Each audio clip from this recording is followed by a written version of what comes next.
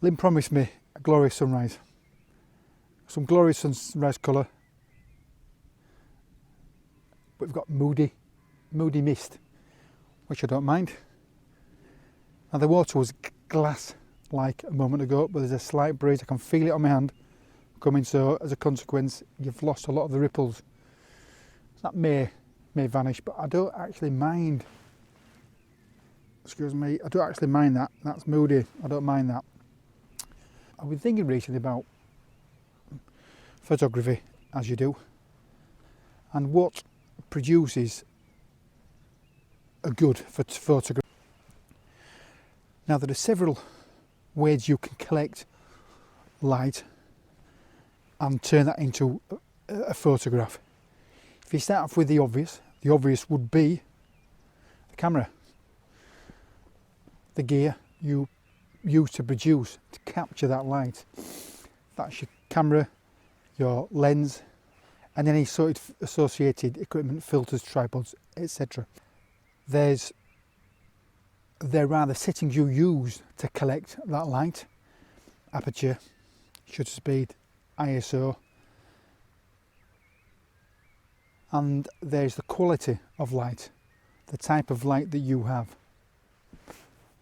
There's a post-processing, which I won't talk about in the three I'm going to mention. Now, people often say, given a choice, what would it be for you? Now, I can't answer that question because there isn't one element that would make a better photograph than the others. You could turn up at a scene with the high-end, large format, medium format, or Hasselblad that will capture a dynamic range of 100 megabytes per image. If the light is not very good, not conducive to producing a good photograph or collecting the light, that will impact on the photograph you produce. Again, there are many variables. If you turn up with a Hasselblad and you've got gorgeous light, but you can't turn on your camera or you can't work out what settings to use, you're not going to produce a good photograph.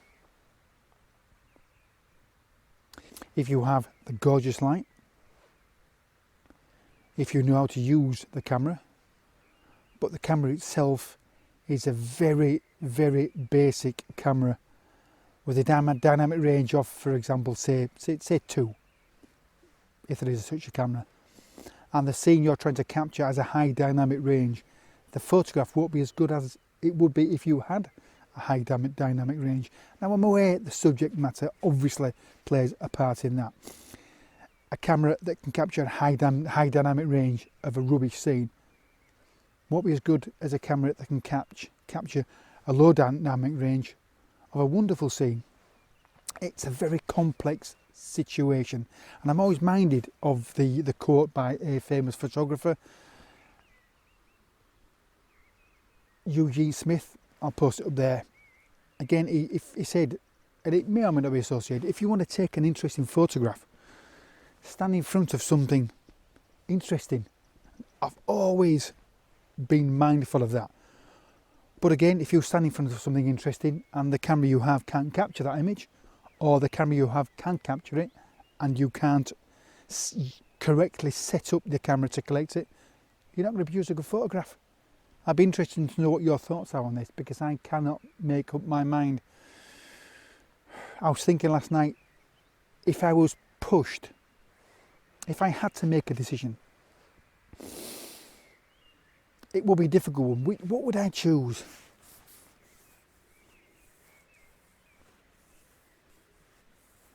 I think it would be the light. I think it would be the light. But again, wonderful, warm sunrise light shining on a bag of rubbish. That's not good. That's not art. That won't produce a compelling photograph. Difficult one. Anyway, so this is the scene we're capturing. The wind is gone.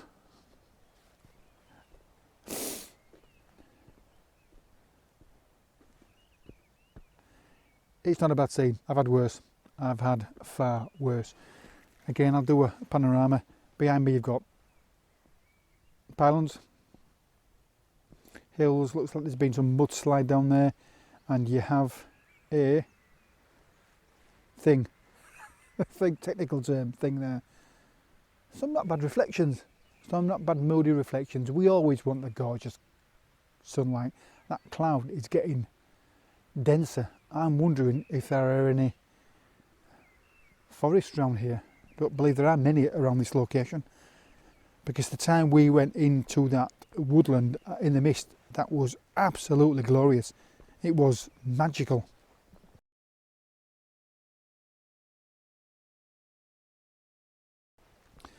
So temperature's dropped, which I think that means the mist is coming further in with sheep crap everywhere. I'd say I have quite a few vlogs in the bag. I produced one last night and I'm not happy with it. It was when I was near Sperm Point, further up the coast. Made a lot of mistakes. Took 8 photographs, one of which is okay. Forgot to light paint the boats that were around.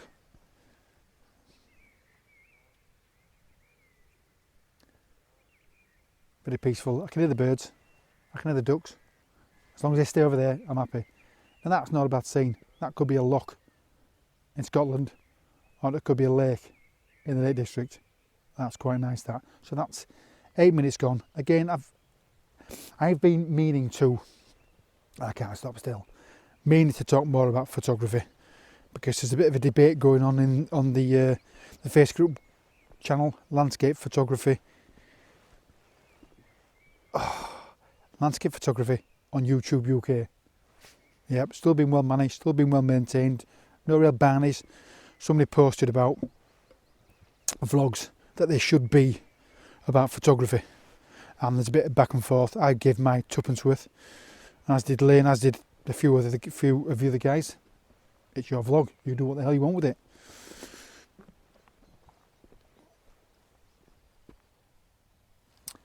So, as I mentioned in a recent vlog, I was going to have 3 weeks off. I was going to go nowhere. I was going to have 3 weeks off and do no photography. I was going to put my gear in the loft, having deep cleaned all my camera gear, and do nothing for 3 weeks. Got to Saturday morning, got up, went out with Rich. Sunday morning, out with Lynn. Wife's away, Jackie's away for 10 days, so I won't be able to go very far because I'll have Isabel. So I think I would like to do no photography for a couple of weeks, because I've done a lot, and we've got Wales in 3 weeks, stopping near Llanberis, camping in Llanberis. There's a slate mine which will be going up for some nighttime shenanigans, which will be cracking. Anyway, slight digression. There are comments made about vlogging taking over your photographs, and although this is not a good example because there's no glorious sunrise, if I was stood here talking to you and the sun was glorious, that would be a wasted opportunity, but there's nothing happening, so I'm good with that. Anyway guys, I'll get back to my camera gear and I will take some photographs. So catch you soon, see ya.